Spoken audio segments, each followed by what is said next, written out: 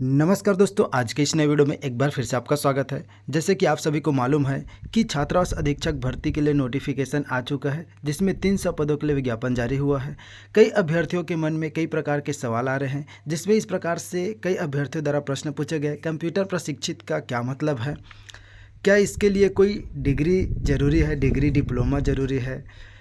General, OBC, ST, SC का अधिकतम उम्र सीमा क्या रहेगा? कितनी उम्र तक के कैंडिडेट इसके लिए आवेदन कर सकते हैं? साथ ही साथ इस एग्ज़ाम में माइनस मार्किंग, नेगेटिव मार्किंग रहेगा या नहीं? एग्ज़ाम कितने समय का रहेगा? पूरी जानकारी ए टू जेड मैं आपको इस वीडियो के माध्यम से देने वाला हूं। तो संपूर्ण जानकारी के लिए आप वीडियो में अंत तक बने रहें। और यदि आप चैनल में नए हैं, इसी प्रकार के नए नए अपडेट पाना चाह रहे हैं, तो आप चैनल को सब्सक्राइब करके बेल आइकन को प्रेस कर सकते हैं। जब आप छात्रावास अधीक्षक भर्ती का फॉर्म फिलअप करेंगे तो इस प्रकार से आपके सामने पेज ओपन होगा, जिसमें आपसे आपकी जो क्वालिफिकेशन है पूछा जाएगा। क्या पूछा जाएगा? देखिए, क्या आप किसी मान्यता प्राप्त मंडल से हायर सेकेंडरी 10+2 उत्तीर्ण है? तो आप क्या करेंगे, यहाँ यस करना है। ठीक है, यस करेंगे। ठीक है, उसके बाद क्या आप कंप्यूटर प्रशिक्षित है? तो यहाँ आपको क्या करना है, अगर आप यहाँ हाँ करेंगे और यहाँ नहीं करेंगे, उसके बाद आप सबमिट करेंगे, तो देखिए आपका फॉर्म जो है नहीं डलेगा। ठीक है, तो आपको यहाँ क्या करना है, कंप्यूटर प्रशिक्षित है तो यस कर लेना है दोस्तों। क्या कर लेना है? यस कर लेना है। अब कंप्यूटर प्रशिक्षित का मतलब क्या है? ठीक है, क्या इसके लिए DCA, PGDCA या कोपा में कंप्यूटर होना चाहिए? ठीक है, इस प्रकार से सवाल है। तो दोस्तों, इसका ये मतलब नहीं है, कंप्यूटर प्रशिक्षित का ये मतलब नहीं है कि आपके पास DCA का प्रमाण पत्र होना चाहिए या PGDCA का प्रमाण पत्र होना चाहिए या कंप्यूटर कोर्स किए हो। ऐसा नहीं है, बिल्कुल नहीं है। तो देखिए दोस्तों, यहाँ विज्ञापन जारी किया गया है कार्यालय आयुक्त आदिम जाति तथा अनुसूचित जाति विकास विभाग द्वारा। ठीक है, 300 पदों के लिए विज्ञापन जारी किया गया, जिसमें ये बोला गया है कि हायर सेकेंडरी और कंप्यूटर प्रशिक्षित अभ्यर्थियों को अधिमान्यता दी जाएगी।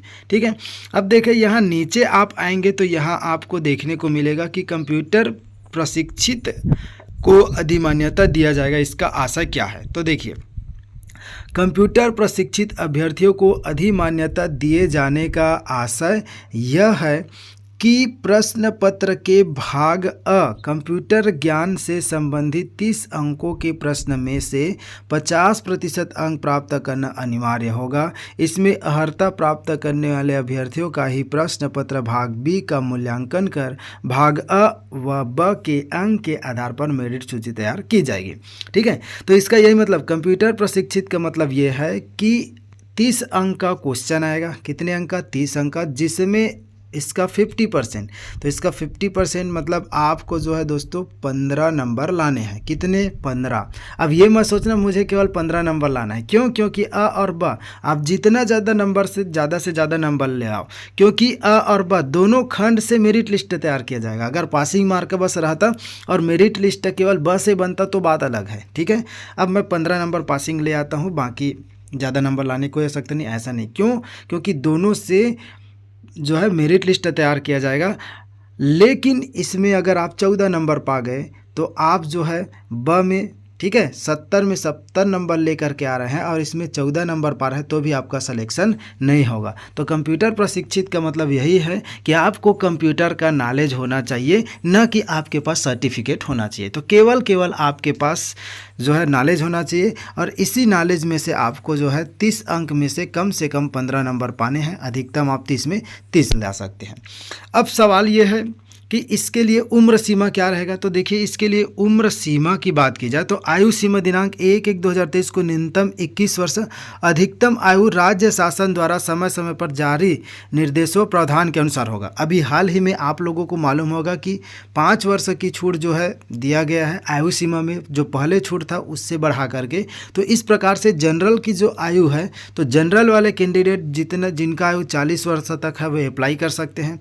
उसके बाद अदर कैटेगरी कैटेगरी के कैंडिडेट। तो अदर कैटेगरी के कैंडिडेट 45 वर्ष की आयु सीमा तक जो है इसके लिए अप्लाई कर सकते हैं। तो जनरल कितना 40, other candidate 45, ST SC OBC, ठीक है। तो ये कैंडिडेट 45 वर्ष तक जो है अप्लाई कर सकते हैं, और जो जनरल कैंडिडेट है वे 40 वर्ष तक की आयु वाले कैंडिडेट अप्लाई कर सकते हैं। अब अगला सवाल ये है कि इसमें जो निगेटिव मार्किंग होगा या नहीं, और जो एग्ज़ाम होगा कितने समय का होगा, ठीक है। तो आप सभी को मालूम होगा, सिलेबस देख लिया होगा। यदि सिलेबस नहीं देखे होंगे तो आप देख सकते हैं, उसका लिंक मैं आपको डिस्क्रिप्शन में दे दूंगा, क्योंकि जो सिलेबस में बदलाव हुआ है, ठीक है, आप देख सकते हैं, ठीक है, लिंक आपको डिस्क्रिप्शन से मिल जाएगा। अब हम आते हैं दोस्तों कि इसके लिए जो माइनस मार्किंग हो गया नहीं होगा। परीक्षा पद्धति और मूल्यांकन की प्रक्रिया क्या रहेगा, देखिए। तो प्रश्न पत्र में 100 वस्तुनिष्ठ प्रश्न होंगे, 100 ऑब्जेक्टिव टाइप के क्वेश्चन आएंगे। प्रत्येक प्रश्न में 1 अंक दिया जाएगा। अभ्यर्थियों को इन प्रश्नों को हल करने हेतु 2 घंटे का समय दिया जाएगा। कितना?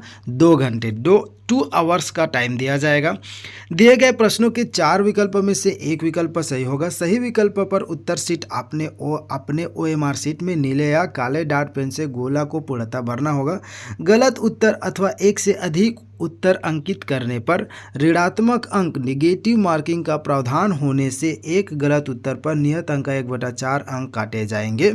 परीक्षार्थियों द्वारा जिन प्रश्नों के उत्तर अंकित नहीं किए जाएंगे उनके लिए 0 अंक प्रदान किया जाएगा। तो दोस्तों आपको बता दूं कि इसके लिए निगेटिव मार्किंग किया जाएगा। यदि आप जो है एक क्वेश्चन गलत करते हैं तो उसका 1/4 नंबर कट जाएगा, ठीक है। मतलब 4 गलत क्वेश्चन करेंगे तो आपका 1 नंबर कट हो जाएगा। तो इस प्रकार से ऋणात्मक निगेटिव मार्किंग किया जाएगा, ठीक है। और ऋणात्मक जो आप एग्ज़ाम हॉल में आपको पता भी चल जाएगा, आप उसमें जो आपका क्वेश्चन पेपर में पूरा निर्देश दिया गया रहता है, ठीक है, कि माइनस मार्किंग है या नहीं है। तो उसको एक बार आप ज़रूर पढ़ लें, ठीक है। लेकिन यहाँ देखिए जो परीक्षा की पद्धति है, जो मूल्यांकन की पद्धति है उसमें निगेटिव मार्किंग दिया गया है, ठीक है। तो आप जो है जो क्वेश्चन बनेगा उन्हीं को आपको क्या करना है, बना करके आना है, ठीक है।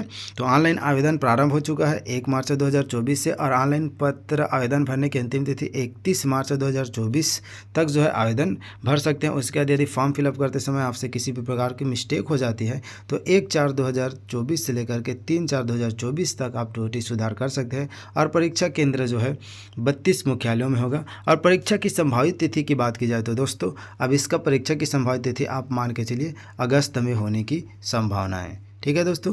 तो अगस्त में होने की संभावना है, आपके पास बहुत टाइम है, आप अपनी तैयारी जारी रखें। तो यही अपडेट आप लोगों तक शेयर करना था। यदि आपको और भी किसी भी प्रकार की कुछ डाउट हो, कोई भी क्वेरी हो, कोई क्वेश्चन करना है तो आप कमेंट करके पूछ सकते हैं। तो मिलते हैं फिर से एक नए वीडियो के साथ। आज के लिए बस इतना ही। यदि आप चैनल में नए हैं तो इसी प्रकार के नए अपडेट के लिए आप हमारे चैनल को सब्सक्राइब करके बेल आइकन को प्रेस कर सकते हैं। तो जय हिंद, जय भारत, जय Chhattisgarh. Thank you for watching.